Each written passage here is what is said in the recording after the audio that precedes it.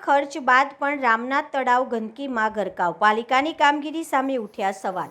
વડોદરા મહાનગરપાલિકા દ્વારા શહેરના તળાવોનું બ્યુટિફિકેશન અને સૌંદર્યકરણ કરવા પાછળ લાખો કરોડો રૂપિયાનો ખર્ચ કરવામાં આવે છે, પરંતુ વાડી વિસ્તારમાં આવેલું રામનાથ લેક તળાવ વિકાસના દાવાઓની વાસ્તવિકતા સામે લાવતું હોવાના આક્ષેપો સ્થાનિકો દ્વારા કરવામાં આવી રહ્યા છે।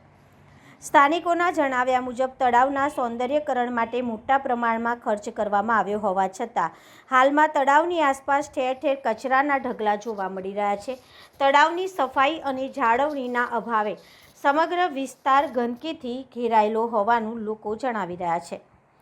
તળાવની વચ્ચે આકર્ષણનું કેન્દ્ર બનાવવા માટે સ્થાપિત કરવામાં આવેલો ફુવારો પણ લાંબા સમયથી બંધ હાલતમાં હોવાનું સામે આવ્યું છે। સાથે જ સાંજના સમયે લાઇટિંગ વ્યવસ્થા કાર્યરત ન હોવાથી સમગ્ર વિસ્તાર અંધકારમય બની જાય છે।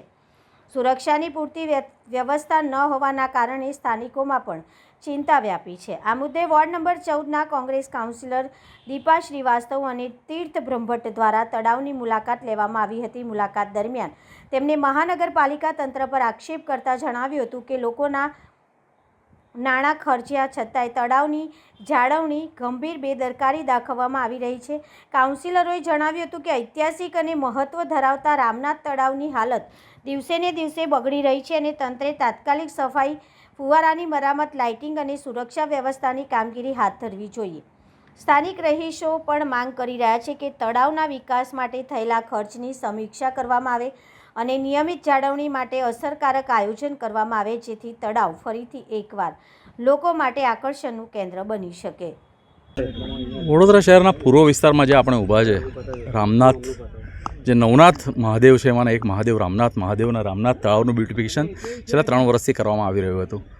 હું તમને જણાવું કે દરેક વરસાદના દિવસોમાં અહીંયા 4 થી 5 ફૂટ પાણી ભરાઈ જાય છે।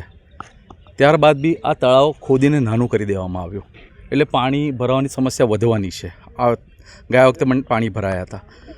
વર્ષે આ ફક્ત બ્યુટિફિકેશનના નામે સિમેન્ટની દિવાલો ચરી દેવામાં આવે છે। ચલો કદાચ વિસ્તાર સારો કરવાનો હેતુ હશે। દીપાબેન અને તીર્થભાઈ જણાવ્યા પ્રમાણે 5 જૂને જ્યારે પર્યાવરણ દિવસ હતો, કેટલાય છોડવા લાવીને મૂક્યા અને આજે મૃતપાય હાલતમાં છે, તેની કોઈ કાળજી લેવામાં નથી આવતી। તમે જોઈ શકો છો કે સંપૂર્ણ તળાવમાં ખોદકામ કરીને એક સારું તળાવ બનાવવાની એક નેમ હતી। સંપૂર્ણ તળાવ સુકાઈ ગયું હતું, પરંતુ તે જે કચરાપેટી દેખાય છે સામે, જે વર્ષોથી છે, અમે 20 વર્ષથી જોઈ રહ્યા છે, ત્યાંથી કચરો પણ ઉઠાવવામાં નહીં આવ્યો। હવે એ જ કચરો પાછો તળાવમાં જશે એટલે પાણી પાછું ગંદુ થશે। આજે રામનાથ તળાવને પૂર્વ વિસ્તારમાં આવેલું છે, સૌથી વધારે વેરો ભરતા વિસ્તારમાં આ લોકો પોતાની અનાવડતના કારણે પોતાના એક અવાજ ઉઠાવવાના સંકલ્પને લીધે રહી જાય છે। પરંતુ આ વખતે 2 સીટ કોંગ્રેસની આવવાથી બંને કોર્પોરેટર અહીંયા વિઝિટ માટે આવ્યા ત્યારે જોયું કે આ કુશાસન થઈ રહ્યું છે। દરેક જગ્યાએ જે રીતે તળાવનું બ્યુટિફિકેશન થયું તે રીતે અહીંયા બ્યુટિફિકેશન થવું જોઈતું હતું। અહીંયા લાઇટની પરિસ્થિતિ પણ ગંભીર છે, સાંજે તમે ચાલી ન શકો અને કચરાના ઢગલા જોવા મળે છે, અને ત્યારબાદ પણ અહીંયા માળી કે કોઈ સિક્યુરિટી ગાર્ડ પણ આપવામાં આવ્યો નથી। તો આવનારા દિવસોમાં મારી જે આપણે કોર્પોરેશન એક જ વિનંતી છે કે પૂર્વ વિસ્તાર જોડે જે અન્યાય થઈ રહ્યો છે, જે ઓલ્ડ સિટીને ગોલ્ડ સિટી બનાવવાની અમે નેમ લીધી છે, તેની માટે તમે આ જૂના વિસ્તારને પ્રાધાન્ય આપી સારામાં સારું કામ કરી બતાવો તો અમે હંમેશા તમારા આભારી રહીશું। વોર્ડ નંબર 14ના 2 નગરસેવક રામનાથ મહાદેવ આવ્યા હતા, ત્યાં અમે જોયું કે આ બ્યુટિફિકેશન અમે જે થઈ રહ્યું છે તે અમે નિરીક્ષણ કરવા આવ્યા હતા, પરંતુ આવીને જોયું તો ખબર પડી કે જે મોદી સાહેબના 12 વર્ષના સુશાસનના અમે ઝાડ લાવવા આવ્યા હતા ને, એ વડોદરા પાલિકાનું કુશાસન સાબિત થયું છે। કારણ કે જનતાના વેરાના રૂપિયા, જે પછીના રૂપિયા આવે છે, એના અમે લોકો ઝાડ લે છે, ઝાડને પછી આ ખુલ્લા મૂકી દે, છેલ્લા 15 દિવસથી ના કોઈ માવજત, તેના કારણે ઝાડ બળી ગયા, વૃક્ષો બળી ગયા। તેમ જો આ ગંદકીનું સામ્રાજ્ય ખતબદી રહ્યું છે। આ બ્યુટિફિકેશન નામે માત્ર ને માત્ર દેખાડો કરવામાં આવ્યો, કોન્ક્રીટનું જંગલ રાજ કરી નાખ્યું। તેમ જો અંદર કચરાના ઢગલા તળાવમાં નાખી દેવામાં આવ્યા, વચ્ચે જે ફાઉન્ટેન મૂકવામાં આવ્યો, ફાઉન્ટેન ઊંધો પડી ગયો। તો આ તો કોઈ પ્રકારનું બ્યુટિફિકેશન, આ માત્ર વડોદરા પાલિકાનું કુશાસન સાબિત થઈ રહ્યું છે।